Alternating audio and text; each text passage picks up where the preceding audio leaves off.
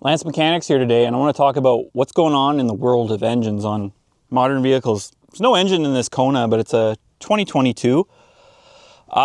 Recently, two of my coworkers, they own Chevy products, and they have to put engines in their vehicle right now.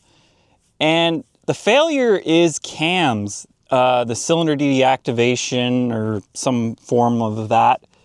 And it seems to be cylinder 7 for both of them. It could be other cylinders for different people. And we're at the point where I personally would just replace the cam if you caught it early enough. But in this modern day and age, you're spending 16 to 20 hours to remove this engine, and most people are just opting for a new engine. And that's the society we're in right now. The shops don't want the responsibility.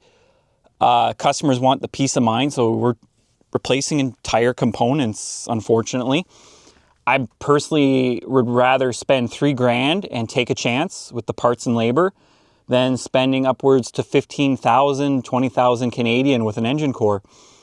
And that's just where we're at right now. So I own two problematic vehicles. For those who don't know, the 3.6 liter Pentastars in the Jeep lineup or Chrysler family. Notorious because the cam lifters are harder than the cam. Eventually, no matter how much preventable maintenance you do, it will eventually eat a cam. Me as a mechanic, it really doesn't bug me because I have we'll call it a facility to repair it and do the work myself. And because I have multiple vehicles, it's not like end of the world for me. But what about people who don't have multiple vehicles? It's tough. I've had people crying when I've given them estimates as a mechanic, and we kind of put the human element out of it. We don't realize it. Like, for some people, all they can afford is payments. They can't afford a big bill like that. And we're getting to the point where these engines are just so ridiculously over-engineered, overpriced, that if they fail outside of warranty, people can't afford them. So I don't know the situation with my coworkers, but the last guy, he had to spend about $7,000 on it because it was an earlier model. He got lucky. But the most recent coworker, unfortunately, it's $15,000 for a whole engine. He doesn't want to just do the cam work and stuff. And I'm all for trying. I personally think you should try the cheapest route first. Like some people argue in the comments saying, no, go the full new unit drop-in, just be done with it. That's a lot of money. Most people live paycheck to paycheck these days. Some people, if they were at the dealership, they'd refinance a vehicle. I've seen that way too often.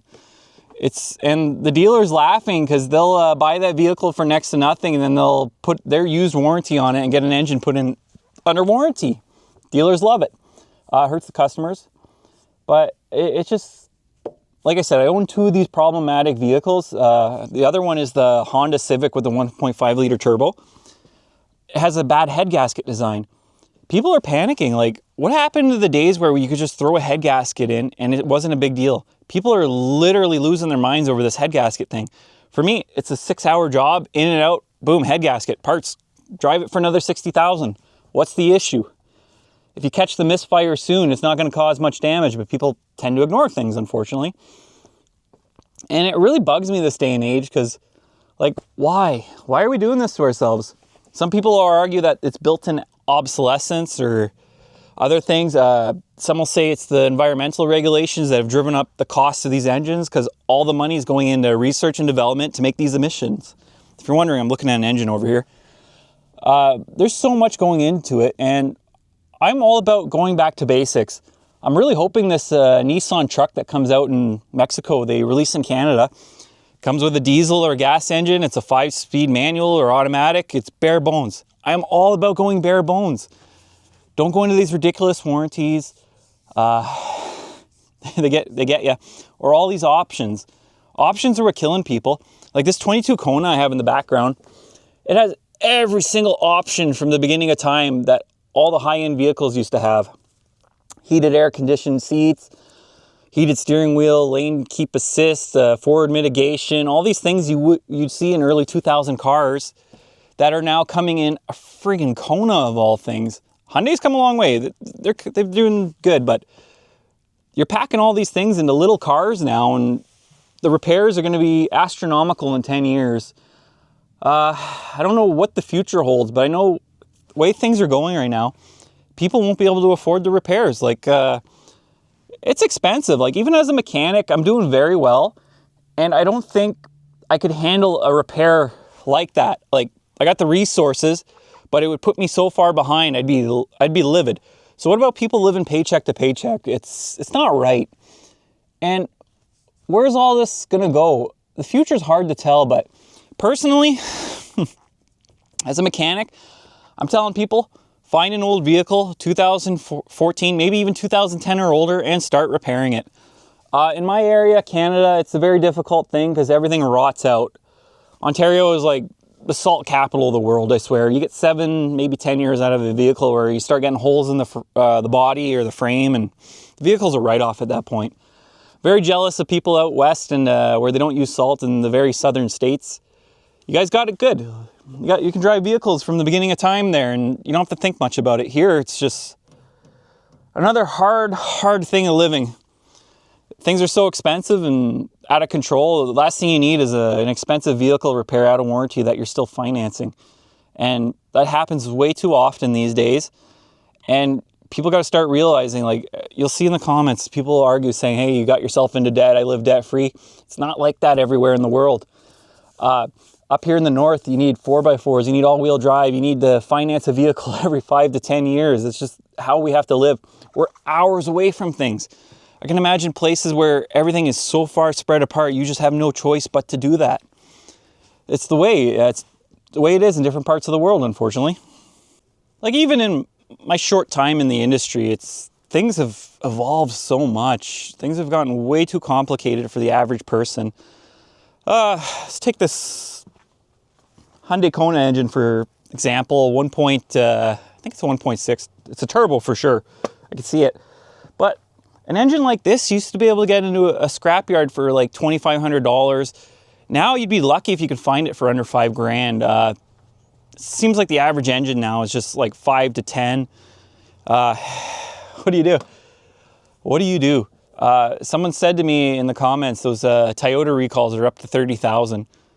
Like, that's half the vehicle's price. Like, what's going on? All the engineering is going into the engine? Like, what are we gonna do? Like I said, it's not good the way things are going because the average person's getting screwed over. Again, be reasonable in the comments. Like, some people can afford a new vehicle after these 5 to 7 years when they're traded in. Someone who's, struggling, they can't buy, they just, enough for the payments. That's what they need, the payments. They drive it for less than a year and something like the cam wears out. Now they're into something they can't afford. That is so common. I cannot express how common it is. And these people, they can barely afford the payments, but they need the vehicle to get to work so they can live. It's a vicious cycle. So when you can't rely on these modern vehicles, it really hurts. It's the human element. Like, think on there. Really think about it. So, like, again, I don't know what the future holds, but it's not looking good. I really wish manufacturers would just step down a little bit here. Offer what they used to. Like, I remember when I was working at Hyundai, a 2013 Hyundai Accent, you could literally buy for 13,000 Canadian back in 2013. It was a cheap, affordable car. I went looking for one on Kijiji, what we use here in Canada. I found them going for basically what they cost brand new. Isn't that wild? How is a car that's 12 years old going for the same price when it was brand new? That's where we are right now. It's a wild, wild time. And I hate being a mechanic right now because this stuff bugs me in the industry. Like, all these things are just too complicated, way too complicated. I'm kind of hoping things will just go back to a more modest thing. And it all depends on the consumer. The consumer needs to push for less. Right now we're in an age where we want more and more and more. They're going to give you more and more and more because they want car sales at the end of the day. But if we have a flip where we want less and less and less in the vehicle that gets us to work, things can rebound. They really can. But you have to demand it. Like I said, I'm monitoring this whole Nissan truck thing, the NV300 or whatever they call it in the Mexico there. But like I said, if that could come to Canada, or even if they let it into the States, things like that make a huge difference. $25,000, I can save up for a few years and pay that vehicle off in one shot, and then after that, if it breaks, that's all right. We got to get back to that where you have to be able to afford things, paying it right out. I get it, it hasn't happened in a long time, but we probably should push for it. So post what you think in the comments. I know this is a bit of a rant, and I'm trying something new with these cameras, and yeah, post what you think. Lance Mechanics here. Have a good one.